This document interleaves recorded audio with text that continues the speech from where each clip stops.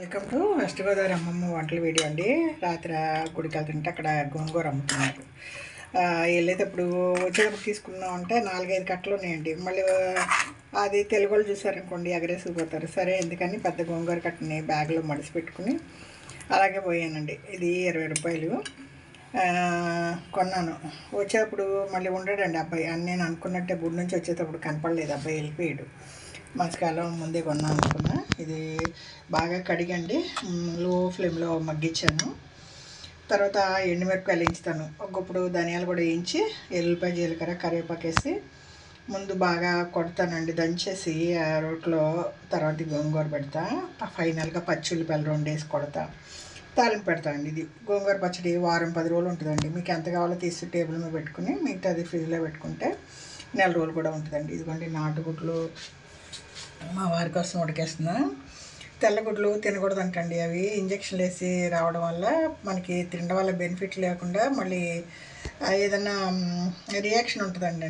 మనకి రోజు గుడ్లు తినకూడదు అంటున్నారు. సరే నాటుగుడ్లు తీసుకొచ్చా. ఒక గుడ్డు ఇక్కడ చెన్నైలో అయితే 20 రూపాయలు అంటున్నారండి. మరి ఆంధ్రాలో ఎంతో.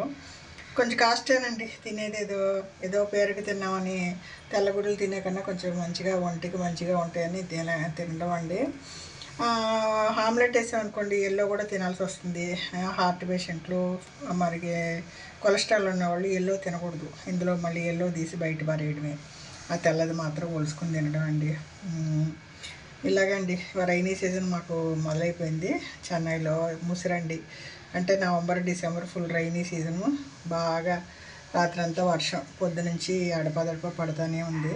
అలాగే హాస్పిటల్కి వెళ్ళి రావాల్సి వచ్చింది. కొంచెం కాలు ఇన్ఫెక్షన్ అయితే డ్రెస్సింగ్కి ఏదండి చిన్న విషయం చిన్నగా పోకుండా పెద్దగా అయింది. ఆ ఇన్ఫెక్షన్ తగిలి మళ్ళీ మొదటికి వచ్చింది.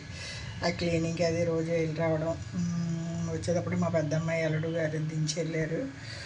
మళ్ళీ మన వంటలు మామూలేనండి. అది అన్నం కడిగి పెట్టేశాను. గోంగూర పచ్చడి చేస్తానండి, వంకాయలు ఎగిరేస్తాను, కొంచెం రసం ఉంది.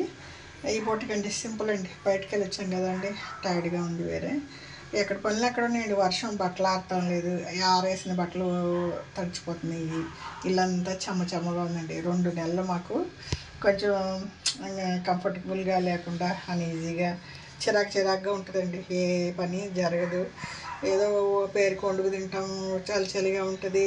వస్తువు ఉతుక్కోవడానికి లేదు, ఆరేసుకోవడానికి లేదు. కాలు పట్టాలు ఇవి ఉంటాయి కదండి, మ్యాట్లు అన్నీ ఆల్రెడీ ఉతికి ఎండబెట్టాను. నాకు ఈ సీజన్ అలవాటే.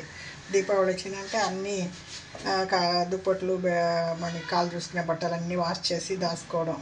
ఎందుకంటే అండి నెల రోజులు మనకి ఉతికితే ఆరే పని లేదు. ఇది వెస్ట్ గోదావరి అమ్మమ్మ వంటల వీడియో అండి. నాటుగుడ్లు మీరు కూడా వాడండి.